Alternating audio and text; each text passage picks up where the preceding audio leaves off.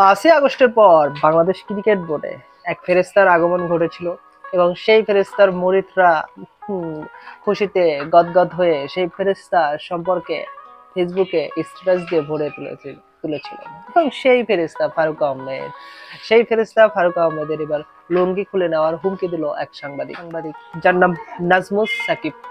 এই সাংবাদিক এবার ফারুক আহমেদের লুঙ্গি খুলে নেওয়া, শুধু ফারুক আহমেদ না, বিসিবির যে অন্যান্য কর্মকর্তা রয়েছে তাদেরও লুঙ্গি খুলে নেওয়ার হুমকি দিয়েছেন।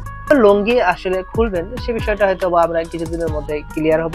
তার আগে জেনে নেই কেন তিনি ফারুক আহমেদের অর্থাৎ ফেরেস্তার ফারুক আহমেদের কেন লুঙ্গি খুলে নিতে চাইলেন সে বিষয়ে একটু জানব। নাজমুস সাকিব এই সাংবাদিক তার ফেসবুকে একটা স্ট্যাটাস দিয়েছেন এবং তিনি সেখানে বলেছেন পৃথিবীর সাবেক প্রেসিডেন্ট পাপন যিনি বিগত প্রেসিডেন্ট ছিলেন, হেলিকপ্টার ভ্রমণ এবং নানাবিধ দুর্নীতি, মানে সে পাপন যে বিভিন্ন দুর্নীতি করেছে সে সব নিয়ে দুদক অনুসন্ধান চালাচ্ছে এবং সেই অনুসন্ধান করতে গিয়ে যেটা জানা গেছে সেটা হচ্ছে বর্তমান প্রেসিডেন্ট যে ফেরেস্তা ফারুক আহমেদ রয়েছেন, সেই ফারুক আহমেদের কাছে বিসিবি অর্থাৎ বিগত পাপন নাকি একজন শিশু। কিসে? দুর্নীতিতে।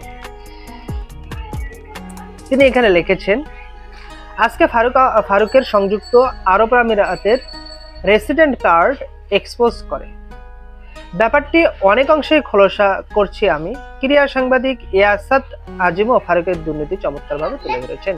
বলছে এই যে ইয়াসাদ আজিম বিসিবি অর্থাৎ ফেরেস্তা ফারুক আহমেদের যে দুর্নীতি তুলে ধরেছেন, তারপরে লজ্জা থাকলে ফারুক আহমেদ পদত্যাগ করতেন, কিন্তু তিনি পদত্যাগ করেননি। এই সাংবাদিক অর্থাৎ নাজমুস সাকিব এই সাংবাদিক উপদেষ্টা আসিফ মাহমুদের দৃষ্টি আকর্ষণ করেছেন।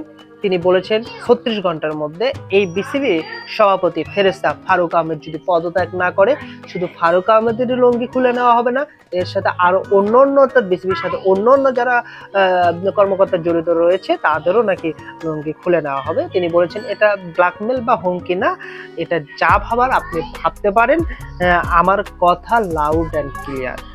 এই দুর্নীতিবাজ এবং মহাবাটপার ফারুককে যদি না সরানো হয় তাহলে এই সাংবাদিক যে ভিডিও প্রতিবেদন প্রকাশ করবেন তাতে তার যে একটা ইফেক্ট আসবে সেটা নেওয়ার ক্ষমতা আসলে বিসিবি কর্মকর্তা থেকে কারোই থাকবে না।